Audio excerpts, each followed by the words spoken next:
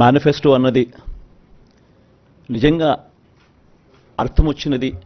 Manifesto అంటే ఎంత పవిత్రమైన గ్రంథము, దానికి ఉండాల్సినంత ప్రాధాన్యత ఎప్పుడొచ్చింది అంటే అది కేవలం ఈ 5 సంవత్సరాల్లో, ఈ 58 నెలల కాలంలోనే అని కూడా చెప్పడానికి నిజంగా చాలా గర్వపడతా ఉన్నా.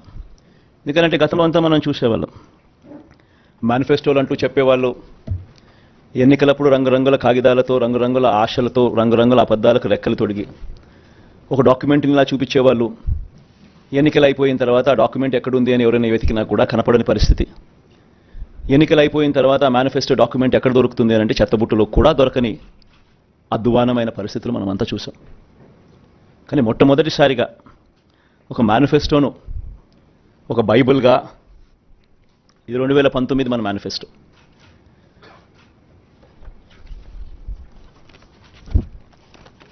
ఈ మాదిరిగా ఇచ్చిన ఈ మేనిఫెస్టోను ఒక బైబిల్గా, ఒక ఖురాన్గా, ఒక భగవద్గీతగా దీన్ని భావిస్తూ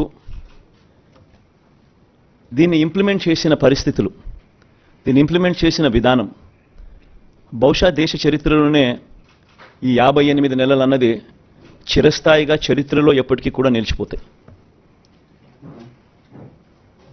2019లో ఇచ్చిన ఈ వాగ్దానాలన్నీ కూడా ఎంతో నిష్ఠగా మనం అమలు చేశాం. ఏ స్థాయిలో ఇది అమలు చేశాము అనంటే, ఈ మేనిఫెస్టో అన్నది ప్రతి ప్రభుత్వ కార్యాలయంలో ఉన్న ప్రతి ఇంపార్టెంట్ అధికారి దగ్గర ఈ మేనిఫెస్టో ఉంది. ఏ స్థాయిలో ఇది అమలు చేశాము అనంటే, ఈ మేనిఫెస్టో అన్నది రాష్ట్రంలో ఉన్న ప్రతి ఇంట్లో కూడా ఉంది. అంటే అన్నిసార్లు ఈ మేనిఫెస్టో వాళ్ళ ఇళ్ళకు పంపించాం.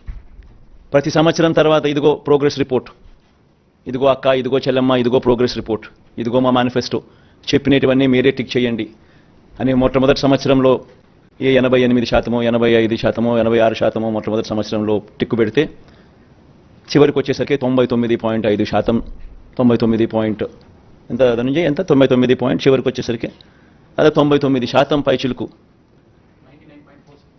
99% పైచిలుకు మేనిఫెస్టోను మనం ఇంప్లిమెంట్ చేసి ప్రజల చేతుల్లో ఇచ్చిన పరిస్థితి. ఇలా ఈ మేనిఫెస్టోను ప్రతి ఇంట్లో